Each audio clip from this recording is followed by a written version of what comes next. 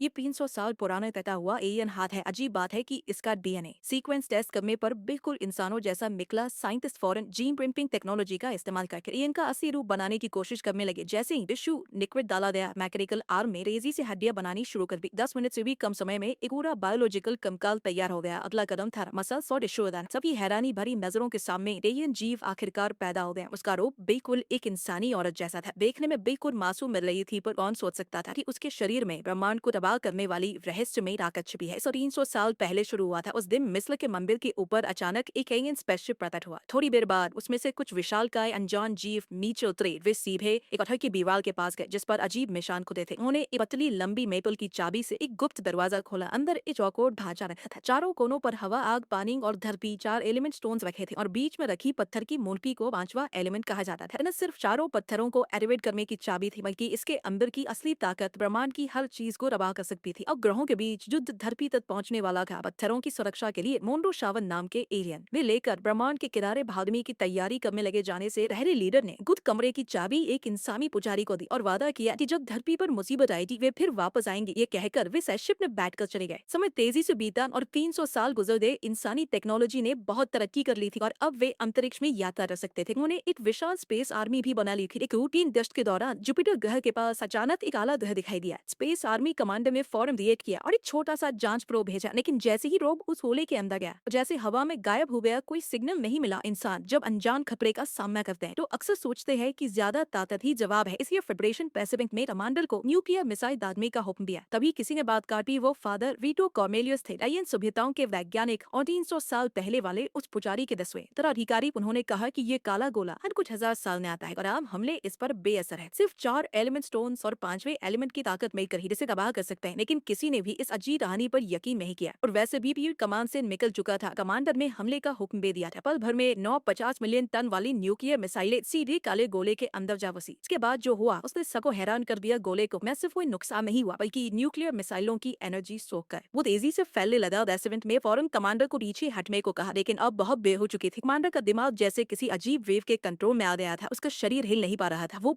बेबसी से बेवता रहा कि उसका स्पेशल डाले गोले में समा गया। आइसोलेशन के हिसाब से अब सिर्फ 48 घंटे बचे थे। जब काला गोला धरती से टकराएगा तब इंसानियत खत्म हो जाएगी। जब सब कुछ निराशाजनक लग रहा था, एक चमत्कार हुआ। Mondo Shavan aliens element stones लेकर आ गए। उन्होंने अपना वादा निभाया, पर अभी पीछे से 2 हमलावर शिप आए। वे थे मंगालोर ग्रहों के बीच घूमने वाले किराए के सैनिक। वे एलिमेंट स्टोन्स छीनने आए थे क्योंकि मोंडो शावन तैयार नहीं थे। उनका शिप जल्द ही मार गिराया गया। स्पेस आर्मी की रेस्क्यू टीम को मलबे में एक औरत मिली जो बिल्कुल इंसानों जैसी दिखती थी। किसी को नहीं पता था कि वही असम में 5वां एलिमेंट थी और बाकी के 4 एलिमेंट स्टोन्स मंगालोर ने छीन लिए थे। ये तो बस आखिर कम आंखें वाले किराए के सैनिक थे। असली मास्टरमाइंड तो ये चालाक जॉर्ज था। एलिमेंट स्टोन्स के बदले ने उसमें कमान की सबसे एडवांस असॉल्ट राइफलें तैयार रखी थी।